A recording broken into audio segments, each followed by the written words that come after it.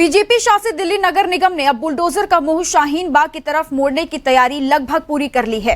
जहांगीरपुरी में बुलडोजर चलने के बाद अब नंबर शाहीन बाग का आ चुका है। जी हां, साउथ दिल्ली नगर निगम ने इसके लिए एक्शन प्लान भी तैयार कर लिया है। देखिए इस रिपोर्ट में।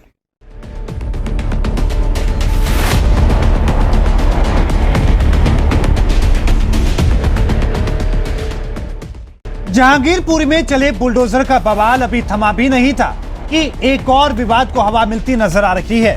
बीजेपी शासित साउथ दिल्ली नगर निगम ने नागरिकता कानून के खिलाफ चले आंदोलन का केंद्र रहे दिल्ली के शाहीन बाग में अब बुलडोजर चलाने का प्लान बनाया है। इसके तहत शाहीन बाग में ओखला समेत कई इलाकों की पहचान कर ली गई है, जहां सरकारी जमीन पर हुए अतिक्रमण के खिलाफ बड़ा अभियान चलाया जाएगा, जिसका प्लान भी लगभग तैयार किया जा चुका है। दिल्ली का शाहीन बाग CAA प्रोटेस्ट के कारण काफी चर्चा में रहा था।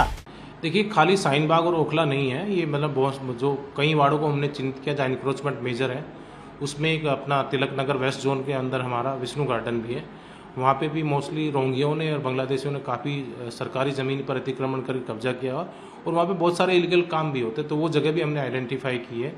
शाहीन बाग भी एक ऐसा एरिया जहाँ पे सरकारी ज़मीन पे अवैध तरह से कब्जा है, रोड के ऊपर इलीगल इंक्रोचमेंट करके कंस्ट्रक्शन कर लिया गया है, वो सबको मालूम है। ओखला के अंदर मोस्ट ऑफ द गवर्नमेंट जो लैंड है उन पे अवैध निर्माण हो करके माफियों की तरह कब्जा किया गया। तो इस तरह से जैसे मदनपुर खादर में भी इस तरह की चीज़ें देखने को मिली है।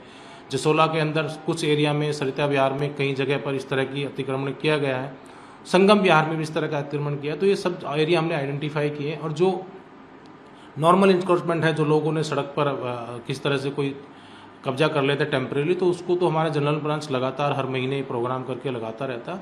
और मोस्ट ऑफ द वार्डों में हर दिन कोई ना कोई हमारा प्रोग्राम होता है। जैसे अभी पिछले हफ्ते में नजफगढ़ में हमने किया, हमारे अपना गांधी मार्केट की तरफ सागरपुर में भी हमने नाले से इंक्रोचमेंट हटाने का काम किया। तो इस तरह के, लेकिन जहाँ कंस्ट्रक्शन हो चुका है, बिल्डिंग खड़ी हो चुकी है, जहाँ कुछ बांग्लादेशियों ने ज़बरदस्ती अपने कब्जे कर लिए हैं, अपनी फैक्ट्रियाँ चलाने का व्यापार कर रहे हैं, इस तरह के जो एरिया आइडेंटिफाई किए हैं, तो उनमें से कुछ एरिया पे हमने एक्शन प्लान किए हैं। तो आने वाले समय में उनको हम अतिक्रमण को हटा करके, उसको खाली करा करके, जमीन को, सरकारी जमीन है उसको जनता। तो सुना आपने मेयर मुकेश शुरियान को, जिन्होंने शाहीन बाग पर बुलडोजर चलाने की जानकारी दी।